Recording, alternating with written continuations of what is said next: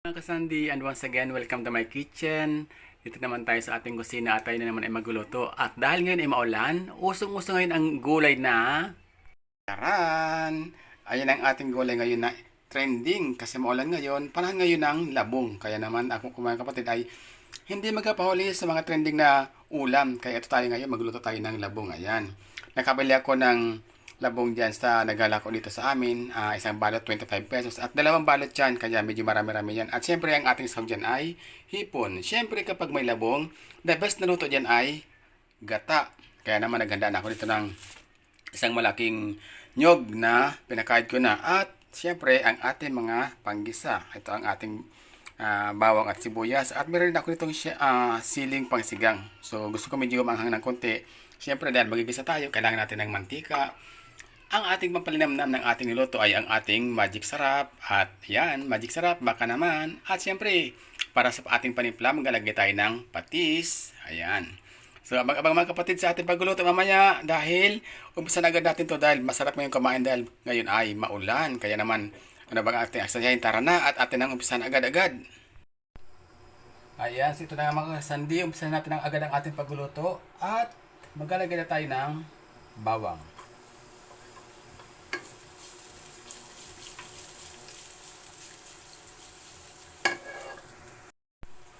Isunod naman agad natin ang ating sibuyas.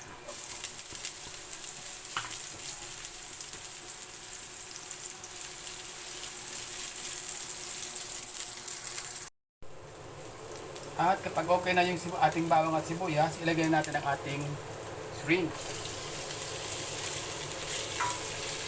So, sangkot lang natin siya.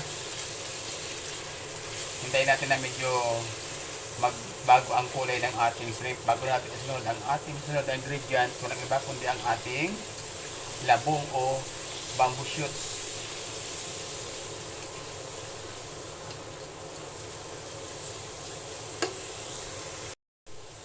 So ayan, lalo ka ng ating shrimp, isunod natin itong ating labong. Ayan. Dapat po inugasan maigi ang ating labong para meron kasi siyang di ba meron siyang konting amoy na yung amoy labong talaga. At siyempre medyo yan, may lasa din siya nakakaiba kapag hindi mo agad siya nahugasan na mabuti. So dapat hugasan mabuti bago siya lutuin na pangkain natin. Ayan. So medyo marami-rami rin para ito. Akala ko kaunti lang. Ayan. So medyo haluin lang natin ng konti. Maglalagay din pa tayo ng konting paminta. Ayan, pamintang durog.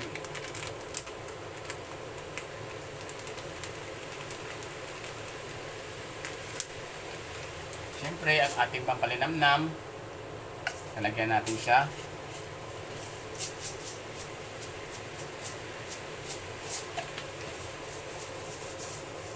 At ang ating patis.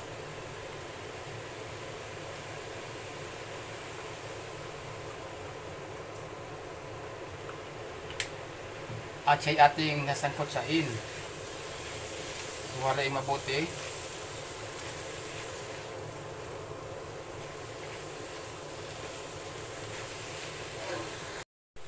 Ayan, makalipas ng ilang minutong paggasangkot sa natin, ay ngayon, pwede natin ilagay ngayon ang ating gata. Ito po yung pinakakakang gata po na ilagay natin. So, din ako naglagay ng ng ikalawang gata kasi okay na to sa akin na na kakang gata lang.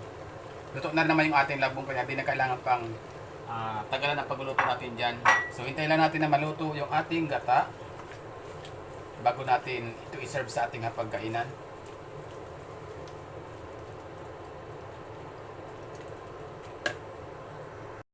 At para sa ating panghuling ingredient, ilagyan natin itong ating sili.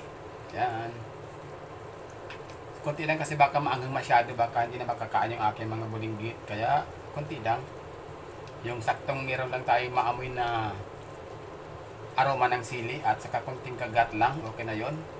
So ayan, at in a few minutes, siguro ko 1 minute na lang to, okay na siya at ready na siya para ating iserve sa ating hapagkainan. Kaya naman, antay-antay lang tayo sa ating hapagkainan.